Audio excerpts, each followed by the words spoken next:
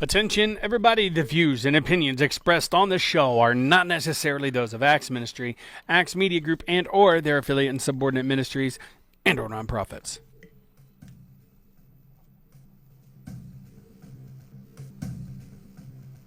Here he is.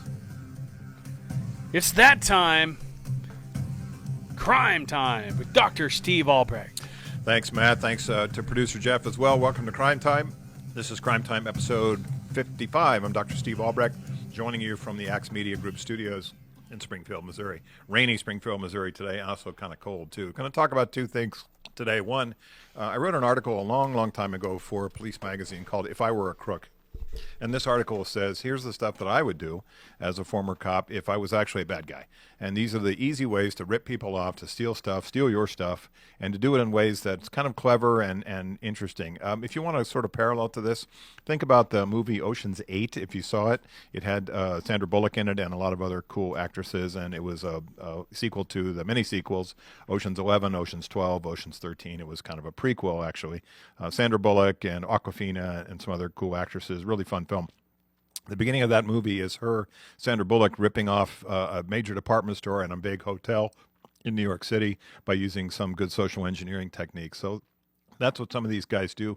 The cops always say we always catch the dumb ones. We don't catch the smart ones. Here's an example. I've got a number of examples for you today about how smart crooks are certain times, what we need to do to make sure we protect ourselves from these guys. Second, I wrote a book with my partner, Bob May, called Stay Safe at Work, Your Ultimate Guide to Workplace Safety and Security. The book is really a collection of all things to keep you safe at work. The problem is nobody's back at work right now. So the book's out on Amazon, Kindle. You can certainly get it, but we're really going to step on the gas pedal to promote and market the book next year when people get back to work, hopefully go back into their offices. So I'll talk about a couple things today. One is the If I Were a Crook article, and then the second is I'll talk about the book Stay Safe at Work. So thanks for joining me on Crime Time today, where we talk about crime and crooks and cops and personal security, and we talk about some dangerous people and lots of heroes and even a few stupid crooks. Today, I've got a good stupid crook story. Most importantly, I talked about what you can do to keep yourself and your family safe from crime and violence. And as always, you need to be vigilant at home and in your neighborhood, at work, in your community, certainly with your kids at school, and even on the road. The show exists to make you feel more empowered, more secure, and more educated about the criminal justice system and safety and security issues in your own life. As background, I worked for the San Diego PD for 15 years as a patrol officer, a reserve sergeant, and a domestic violence investigator. I now work as a training consultant. I teach live programs and Zoom workshops focusing on HR, human resources, employee coaching, workplace violence, and security and safety issues at work. I've written 23 books, finishing 24 as we speak this week here, a book on police leadership, 24 books on police and business and workplace subjects, and guns. You can find all of the books on Amazon. My 3 gun books are available on Amazon Kindle. That's Albrecht on Guns, Volume 1, Albrecht and Farrow on Guns, Volume 2, and Albrecht on Guns, Volume 3. Working on the 4th gun book as well. That should be out probably in January. You can always reach me at my website, crimetimeradio.com, where you can send me an email. You can connect with me on LinkedIn, connect with me on Twitter, at Dr. Steve Albrecht, ALBRECHT, and you can follow me on Twitter for as much as you like to. We have good past episodes on SoundCloud, the audio version of the show, and certainly new ones post every Tuesday at this time on YouTube and Facebook. So thanks for joining me today. Let's talk about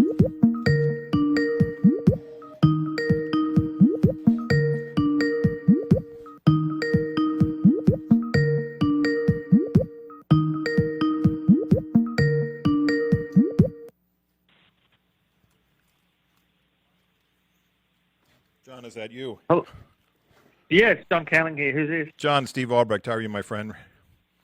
Oh, very well, thank you. Sorry I missed your call. No I worries. was working away and had the phone on silent. Are we ready to go? Because we're live on right now. Yeah, sure.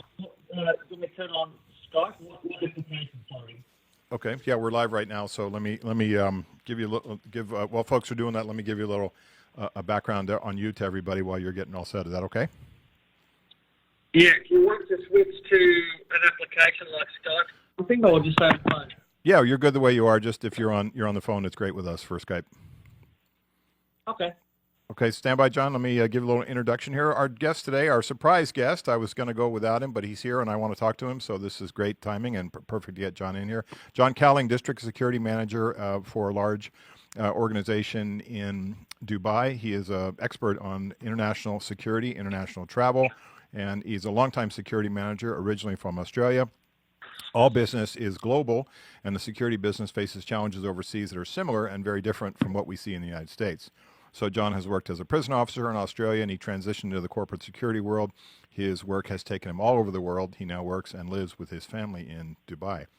John has deployed to Algeria. This list is amazing here. Australia, Bahrain, Egypt, Gabon. Is that how I pronounce it, John? Gabon? Correct, yeah. India, Indonesia, Iraq, Jordan, Kenya, Kuwait, Lebanon, Libya, Norway, Oman. I like you have them in alphabetical order, John. That helps. Pakistan, Philippines, Qatar, Saudi Arabia, Singapore, South Africa, South Korea, Spain, Turkey, United Arab Emirates, the UK, USA, Vietnam, and Yemen. So John is a security expert in a variety of issues, and I want to talk to him about what life is like in Dubai, and kind of daily life in Dubai, what things happen in life in Dubai, and also what his sort of challenges are being in the Middle East, and also what he sees as he looks at the United States election in terms of what may happen coming onto the first of the year in terms of COVID and what security challenges he sees and is facing. So, John, welcome to Crime Time. Thanks for coming on with me, my friend. Oh, look, thank you very much for having me. It's always a pleasure to talk to you. And I appreciate, John did a great interview with me with the International Security Journal. You can find that online. I'm featured on there, and he does all the hard work, asking me some great questions about workplace violence. And so I did a great interview with him, a video interview on International Security Journal. So, John, good day, mate, and hope we didn't keep you away from your family. I think it's 7:15 or so in the evening where you are in Dubai. Yeah, that's correct. But my wife's not here right now, so I've got all the time in the world. So I've got a leave pass to talk as long as I want. There you go. So we'll still about 40 minutes of your time today. So give us a sense, John, because the folks that listen to me, I think, don't have a lot of sense of what Dubai is like compared to other more restrictive Middle Eastern countries. I mean, Dubai is certainly perceived, at least from my perception and the things that I've read and seen, as fairly liberal, maybe not the right word, but maybe more forgiving of freedoms and whatnot compared to, say, Saudi Arabia or more stern Middle Eastern countries. Give us a sense of what daily life is in Dubai, and also what restrictions women have there compared to maybe other Middle Eastern countries. Thanks, Steve. So the first thing is, yes, Dubai is probably the least restrictive of what's referred to as the Gulf Cooperation Council, or the GCC, and that includes Saudi, Bahrain, Kuwait, Oman, and the UAE. And these are effectively 5 nations that are have tribal ties, intermarriage ties, a bit like having sort of an extended family. So a lot of them operate similarly, but the UAE, of which Dubai is both the name of the emirate or the state as well as the capital city of that state, is probably the least restrictive and therefore in many ways the destination of everybody regionally and extending into places like Egypt and Jordan and so forth and Iraq, where people come to party, come to have a vacation. So therefore it is probably the least restrictive. Go on. So is it also maybe in terms of, well, it's hard to sort of compare it to Saudi Arabia in terms of dollars, but I mean it is a very rich country, at least for the people that control the money, as Dubai. I mean it's not a poor country. You look at the building and the resorts and the malls and the immense apartment buildings and hotels. I mean it is a fairly rich country in comparison to maybe its neighbors. So the UAE is probably better off than some of its neighbours, with the exception of Saudi, because there's so much oil in Saudi. Although the UAE recognised probably 30 years ago, long before I arrived, that you can't rely upon a single sector for your economy. You have to diversify. So hence, there was a huge building and construction boom, which is sort of we're hitting the tail end of now, and the UAE and particularly Dubai have really pushed tourism for not just the region but for the globe. So, there's a whole range of theme parks and water parks and tourist-style destinations as a way of ensuring the economy is not relying on a single sector. And kind of why is that important for security professionals? And that comes back to understanding that who we work with and for needs to have a kind of a global and diverse view because of all the challenges that we face. And how does the country of Dubai, the leaders, the Defense Department, the people that work in police and security functions, how do they perceive themselves as a terror target from other Middle Eastern countries that they may have disagreements with? I mean, are they perceived as a terror target because of the Western influence and the tourism and things like that? A more possibility of a terrorism target? So having worked with some of the local entities, they're very aware of the regional, so I guess, geopolitics, who are our neighbours and what's the potential threats. And over the years, certainly people like Dubai Police and Abu Dhabi military have become very, very good at preempting issues and discovering what's going on. And that's kind of, I guess, part of the tightness of controls they have over here. So, so for example, we have a national ID system which is linked to, your driver's license and everything, right through to almost hotel booking. So, there's a lot that goes on behind the scenes, and in many ways, it's a little bit like the Western world. And in fact, I'm going to quote the Abu Dhabi Chief of Police from a few years ago, where he said, they don't really care with expatriates what goes on behind closed doors. But if we get called to help resolve perhaps a crime or a problem, we're going to look at you in fine detail. So that's kind of a good, I guess, expatriate, kind of advice that I would give people is, probably nothing's going to go wrong, or there's less crime over here and there's less issues. But when it does go wrong, it's going to go wrong in a big way. So, keep yourselves, keep your noses clean, so to speak, is always sort of good advice for me. So people coming from Western countries, America and Europe, can they drink alcohol in Dubai in public and at bars and such? Yeah, look, so tourists can certainly go drink in hotels. So it's alcohol licenses for an establishment is linked typically, or almost exclusively, to a hotel. So you won't find a local corner bar, but you'll find a hotel that has a bar. So for those people that want to come over here and enjoy a drink, then absolutely yes, you can go buy alcohol from a licensed alcohol shop.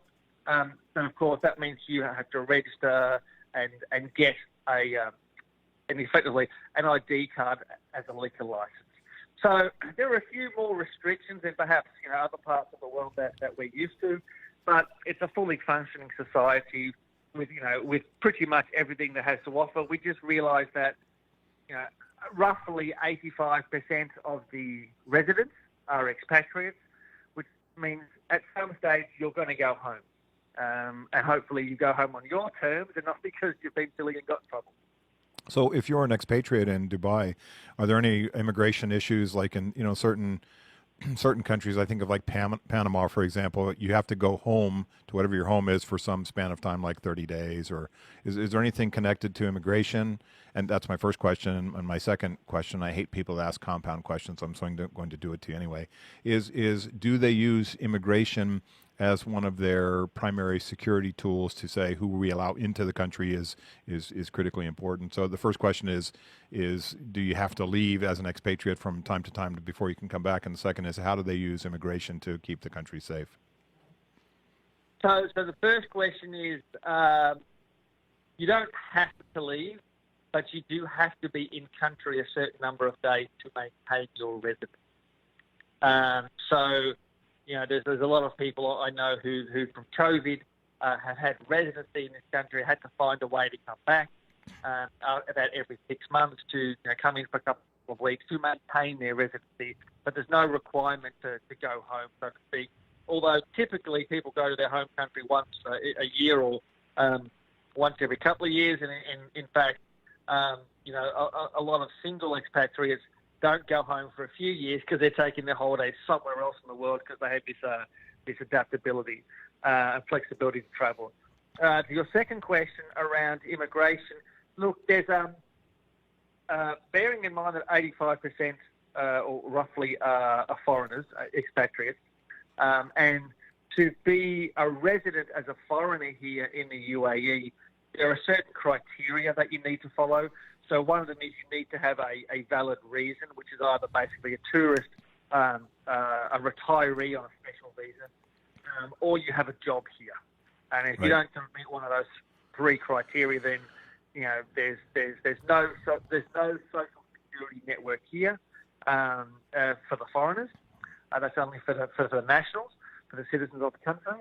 So therefore, the immigration is used as a filter to keep undesirables out. So let's say that tomorrow I was convicted of a crime and I spent a jail term, I'd be deported because I no longer sort of meet the criteria of having a work visa around being a fit and proper person, and then I wouldn't be able to return. So certainly they use immigration as some filters to keep undesirables out. But however, I'm not aware of the criteria behind a tourist visa in terms of, are they checking your background from your home country? I think that as a tourist, it's fairly straightforward and open to come in. So just to go back to your home country for a second in terms of using immigration as a leverage tool for security, I'm reminded that one of the big chiefs of the Hells Angels motorcycle gang, I don't remember what state he was from, but he was one of their top echelon guys, flew all the way down to Australia to go to some big biker rally in Australia. And they did, of course, background on him. And as soon as he got off the plane, they said, "You're not welcome here." And they put him on the plane and he had to fly home. So he was actually in Australia, if you count being on the airport. I think there was like 30 minutes between when he got off the flight and when he was actually on the airport ground. And then he got back on the flight back to the United States. So they shipped him back home, toot sweet, in about 30 minutes. I thought that was an impressive use of immigration as a leverage tool against certain undesirable cats with long prison records. Well, look, absolutely, and he would have been classified under the aviation security criteria most likely as a inadmissible person. So he was not able to be admitted into the country versus a deportation, which is when you're already here and you've committed some offence and then you'll be returned to your country of passport. So certainly the UAE is a signatory to many of these international conventions and information sharing. So I would imagine that, similar circumstances would occur. And in fact, just recently it was reported in the local newspapers that a couple of hundred immigrant workers from Asian countries had been detained at the airport with incorrect documentation. They'd reportedly come on a visa when actually, in fact, they were looking for work and they'd come on the wrong visa. So, the UAE government and intelligence forces tend to work pretty well. They're very mature. And in fact, the UAE military has the nickname with the Western forces as Little Sparta. So that might be indication of how strong they are. So if you look at the boom of the building boom that you talked about, and we've seen photographs of these beautiful high rises and hotels and skyscrapers. I think some of the tallest buildings on the planet are in Dubai, are they not? Yes. How did they get How did they get the workers in? There's sort of a green light process that says we need foreign builders, construction people, folks that can drag tools around and build stuff. There's a time span where they allow those folks in.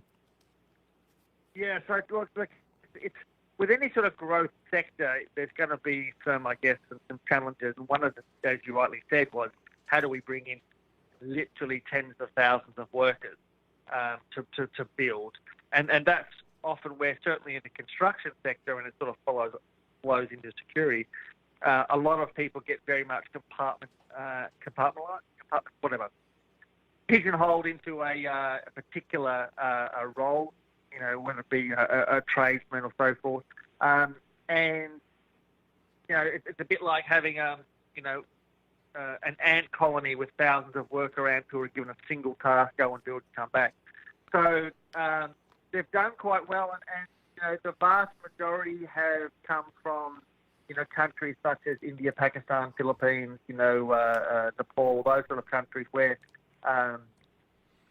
the wages that they receive are of high value in their home country, and they're relatively, closer than some of the other countries. So, there's been this big influx, and it's not just this country; it's across the whole region, and it's certainly, places like, Saudi and Qatar and Kuwait to some extent have adopted the same sort of model. So if you look at Dubai geographically, there's water on one side, correct? And Correct. they're bordered by other countries. So is border security, with a kind of a border patrol and water security, whether it's the Navy or some sort of water, enforcement group, how does that all work in terms of protecting the borders of that country? So, because the bordering countries, Saudi and Oman, are part of the GCC, the Gulf Cooperation Council, and in fact, it's a bit like living next to your cousin or your brother. They've got very, very strong ties, and they've got some quite advanced border protection, both technology and systems in terms of manpower and people. So, if you having worked in a few of these countries. Some of the equipment is, literally over the horizon technology, whether it be cameras or radar or so forth. So, and there's a lot of cooperation that goes on sort of between it all. And then, when you talk about some of the physical security, there's various layers in terms of fences or walls or natural features. So, it's quite impressive as to how they all work together. And you're a port security guy by some background. You've worked in port security, and how do you perceive the port security in Dubai? There's a sort of a Coast Guard or a Navy, or how do they protect the port and what comes in and out through water? So yeah, look, that's a bit of a challenge because it's you've got this mix of government sort of public agencies who look after border protection. And then some of the ports are run by private enterprise, so therefore, some of the port security ends up being privatised just by the way that the model is. And certainly the UAE has all of these layers. They have a Coast Guard, they have a Navy, they have a constant presence by foreign Western navies who come in to refuel and do R&R in the ports and so forth. So there's this huge presence. Not just in the UAE, but in neighbouring Bahrain and other countries around, these navies that are always, this presence that's always here. And it works fairly efficiently, having done some of the work around the region. The biggest challenge is a lot of the documentation or the conversations are in Arabic. Unless you've got a good interpreter, then you can miss out on some of the finer details. Right. And if you look at the new peace deals that Trump has been creating, we've got 4 or 5 countries, including now Sudan, that just came on board with an established relationship with the United States and Israel. What sense do you have when you look at some of the signings here? I mean, it seems pretty dramatic to me that we're looking at I don't know, it's not the next Arab Spring certainly, but a positive movement in terms of these countries that have had an antagonistic relationship with Israel since 1949. What's your sense as you look at these peace deals coming on board? Is there some validity there? Is this posturing, or is it a positive thing? How do you see it? Well, I mean, first off, there are, I guess, straight away there are some positive elements. In any sort of conflict management, you want to be able to talk to the people that you're in conflict with and come to some sort of resolution. It's a bit like having a big family, then you've been arguing with your uncle for the last 50 years. At some stage, you've got to come to some sort of resolution. Now, of course, Israel has had, strong regional ties, perhaps not as visible as it is now, for many, many years. And so we've got, several countries, including the UAE, who recognised Israel. But of course, that's then upset, another uncle in the family being Palestine. So, I think it's a step forward in the right direction. I guess the uncertainty is the elections coming up in a few weeks. How does that change things? Whether whichever person becomes the president, and therefore the leadership and the direction, does it remain the same? Does it change? And I think some of the concern is more around having stable leadership and therefore stable decisions, and not having decisions change at a moment's notice without which creates uncertainty. So the fact that Israel has been recognised, is a great achievement for the region. Not being party to it, I don't really know how much influence the US had on this, but I know certainly that they've been talking for a long time, and collaborating on things like information sharing in relation to countries like Iran and so forth. And all of that's gone through the US. So I think the next sort of couple of weeks will really define that relationship, and hopefully we'll get visibility on a lot more of the benefits that are available. Well, we're a mere 7 days out from the election, if you can imagine that, and it's quite the topic of conversation in the United States, as you can guess, on social media for sure. And I look at these peace agreements in a positive way, certainly, and I'm always looking for how these people who have been together for centuries, millennium, can get together, and one of the biggest ways, of course, as you know from your work, is commerce.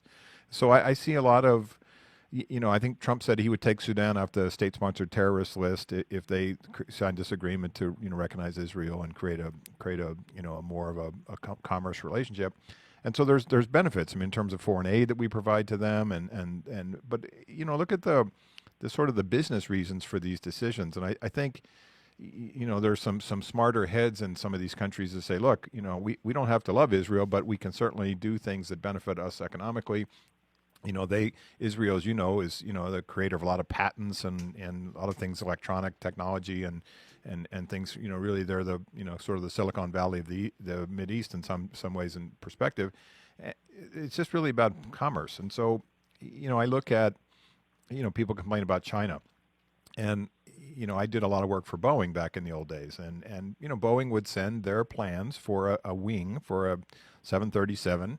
And it would be manufactured in China and put on a ship and shipped across from China back to Seattle to be installed on a jet airplane. And so he said, why are we giving this technology to China that so they know how to build our airplane wings? Well, it's about business. I mean, do you see the sort of the global business desire to engage in commerce kind of wins out after a while?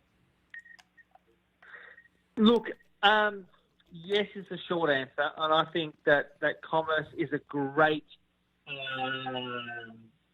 motivator, incentive to sort of to do this sort of as a vehicle, as a platform for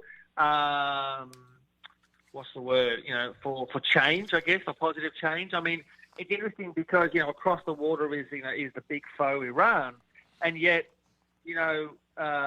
certainly when the GCPOA, when the Joint Comprehensive Plan was, the flavour of the month a few years ago, and the former administration, and it was all going forward. I mean, the amount of money that Iran has available to spend is absolutely phenomenal, and some of the biggest companies in the world were fighting over each other to get into Iran, to grab a piece of the action, and now that's all changed and it's become a little bit a lot more restrictive. Everyone's put this on hold.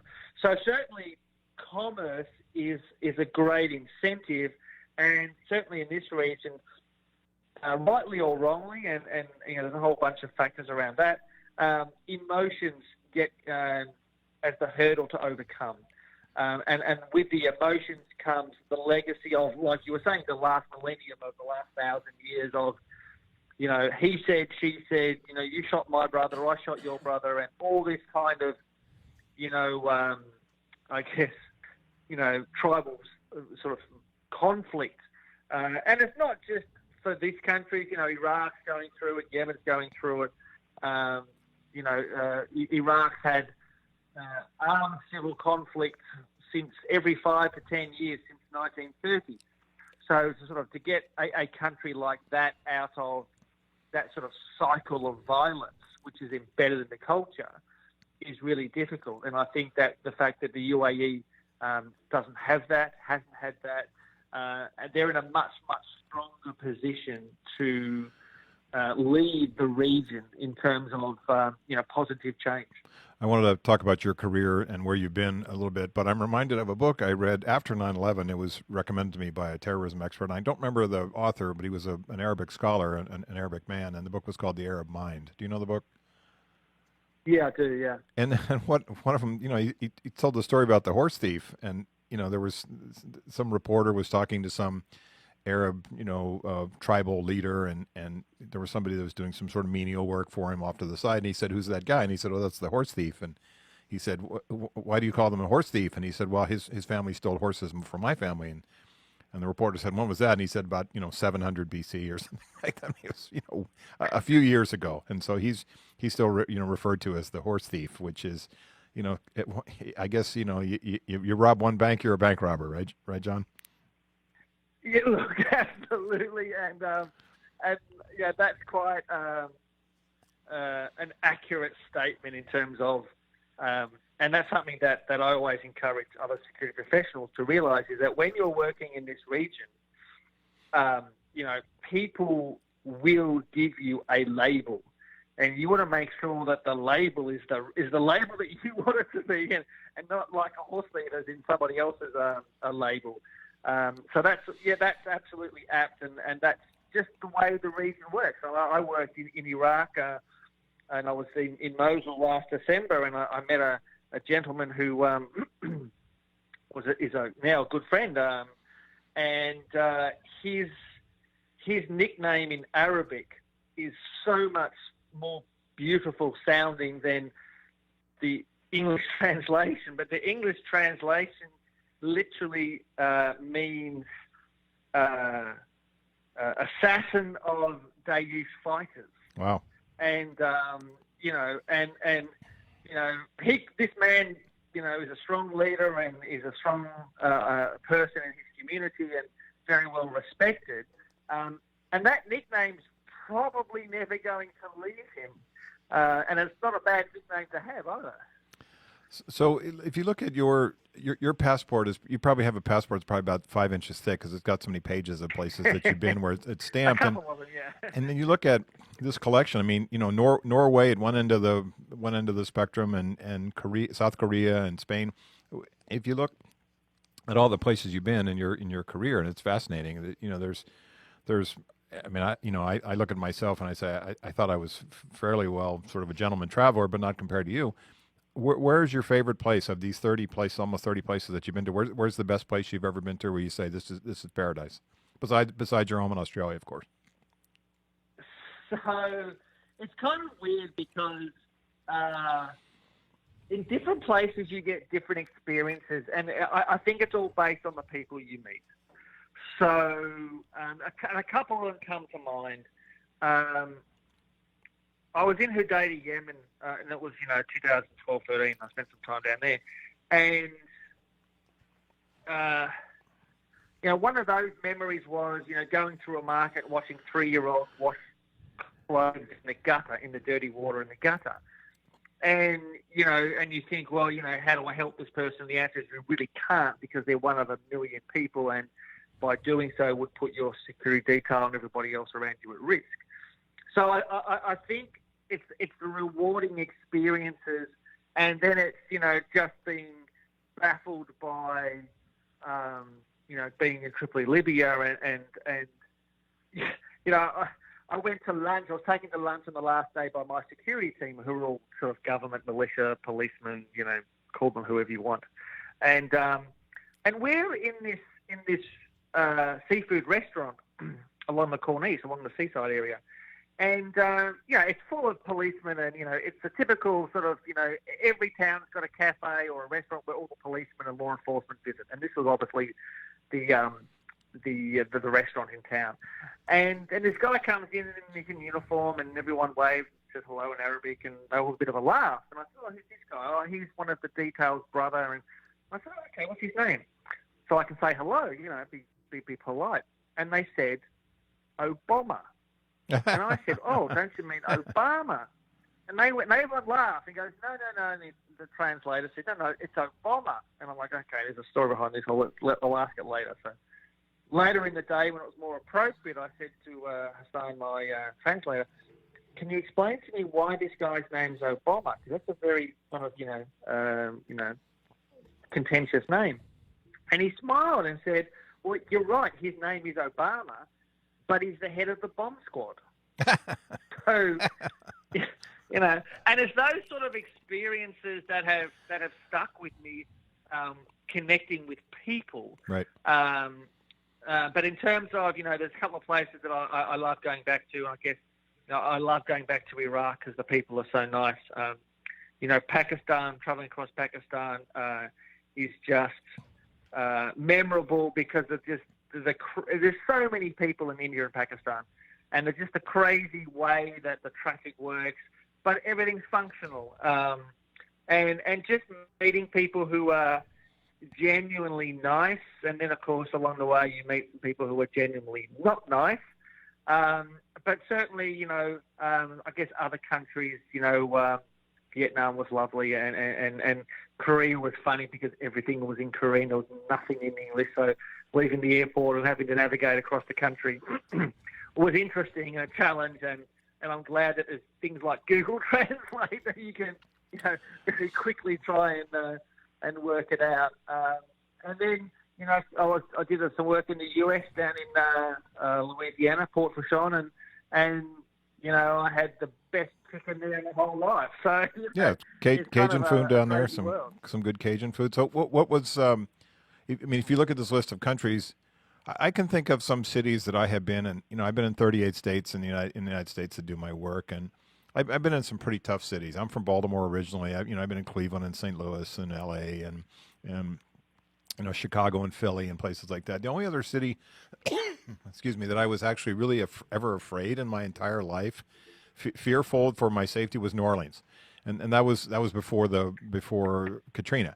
And I consider myself a fairly tough guy. I'm pretty smart, and I used to be a cop, and I have pretty good situational awareness. But that was the only town in the United States that I've ever been to, and I've been in a lot of cities that I thought, I'm going to stay in the hotel. Is there any? If you look at this collection of countries here, is there any place where you say, I'm not leaving the safety of the green zone, the security detail, it's too dicey? Yeah, I've been at a couple of places like that, and I'm going to exclude the Iraqs and the Yemens and stuff because you literally can't step outside the security bubble of where you are. But certainly in a few other countries, like I was in Kenya down in Mombasa on a port project, and some of the African countries, it's not about how tough you are. And certainly situational awareness is really important, but it's more about if something goes wrong, who do I call and what do I do? Not a lot of friends in the room. Do I speak the local language? Right. And if the answer is no, then I'm relying upon someone else to interpret what I'm saying or doing. What's the medical healthcare? I mean, classic case for me was I was in Egypt and I got a toothache at 2 a.m. and stupid me, I was young in my career. I just asked the front desk, where do I go? Oh, there's a hospital down the road. It's 5 minutes and you'll be there. Well, after 50 minutes of walking, I found a taxi that spoke English and he took me in and the doctor, looked at my mouth and, okay, you've got an infection and everything else, and it's 2 a.m, so we're not going to pull the tooth out or anything else. We're going to give you injections. Oh, okay. He turned to the nurse and he said, "Give the man the pink injection." Uh-oh. And I just looked at the doctor and said, does the pink injection have a Latin name that you should be able to explain? And he looked at me and laughed and says, look, it's the only one that's coloured pink. And if I say the Latin name, the nurse won't know what I'm talking about. So did you So take it the comes pink out injection, fine. and then you woke up and you were in another country, and you were and your head had been shaved, or? But yeah, but certainly as a person travelling the world outside your home city, these are things that you have to start thinking about: is what do I do if something goes wrong? And as a security professional, and I work in a prison system where things went wrong every day. You have to think about it for yourself and not be macho and just say, you know what, as a businessman, and you kind of have to think that way when you're in the private sector, because it's not like being back in government service where you can say, hey, I need backup, and just people turn up and cars turn up and equipment turn up. In the private sector, someone's got to pay for that. Right. And so you've got to justify. No one just turns up in a hurry. No one jumps out of an aeroplane and comes to save you. So you really have to be a lot more self-sufficient and a lot more resilient. Your planning has to really be more finely tuned when you start traveling. So, John, we got about 3 minutes left, and I could talk to you for hours. You and I are good conversationalists, and I love the way that you have a insight in a lot of things that I think are important. Just give me your sense as you look at kind of what's your take on the world these days? United States and with the election in a week and European issues, and it's a broad question. But I mean, what are you feeling hopeful? Are you feeling pessimistic? Where are you on the security scale about how we perceive our country and the rest of the world? So the first thing is everything goes in cycles, and I was reading just recently about in the Atlantic from the States about a 60-year cycle for people that go through and the world.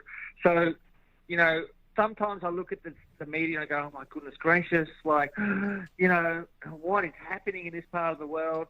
And then I kind of got to take a step back and sort of put my kind of almost my father's hat on and say, calm down, settle down, take a breath. It'll work itself out. It might not be what you want, but it'll work out. And if I think about, back to the Second World War, and the whole world was hinged on a knife's edge about Europe and the Pacific, and we would say the right people won, and life sort of returned to normal. But what is normal? And normal is what we think it is and what we accept it is. So when I see these events around the world, and whether it be a tsunami or a hurricane or some sort of terrorist event like 9/11, I've got to kind of sit back and think, okay, so I can't change that as much as I would like to. What do I have to do to move forward? And I've really got to have that hat on and in some ways remain quite positive and just say, you know what can we do to improve what we have, and not fall into that easy trap of complaining and whinging about, well, it should have been, it should have been, could have been, but it's not. This is what we've got, and how do we move forward? And I think that's part of it. The second one is just don't give up. Right. That's the way we feel, yeah. So, John, let me thank you for your time today and just a fascinating career that you have. And I've been talking with John Cowling, who's district security manager for a large construction equipment company in United Arab Emirates in Dubai. He has well-traveled around the world and just a fascinating career. So, John, my friend, thanks very much for coming on Crime Time and talking with me. Let me wrap up here. Thanks for listening to this episode of Crime Time. I encourage you to go to my website at crimetimeradio.com and send me an email with questions or topics you want me to cover on future shows. Connect with me on LinkedIn and follow me on Twitter at Dr. Steve Albrecht. Next week's show, we'll be talking to Ryan Dowd, the executive director of Hessed House. Hessed House is one of the biggest homeless shelters in Illinois. It's about an hour west of Chicago. Hessed House. Ryan Dowd is an attorney and the executive director there, and he has a lot to say about how we see homeless people in our world, and I want to talk to him and hear his thoughts. So in our world, there are sheep and shepherds and wolves. Too many people are sheep and too few people are shepherds. There are a lot of wolves out there. There are not enough police officers or sheriff's deputies to protect us all, so you need to be a shepherd. Take care of yourself and protect your family, your loved ones, your friends, and your coworkers. Pay attention. Be prepared to defend yourself with legal force if necessary.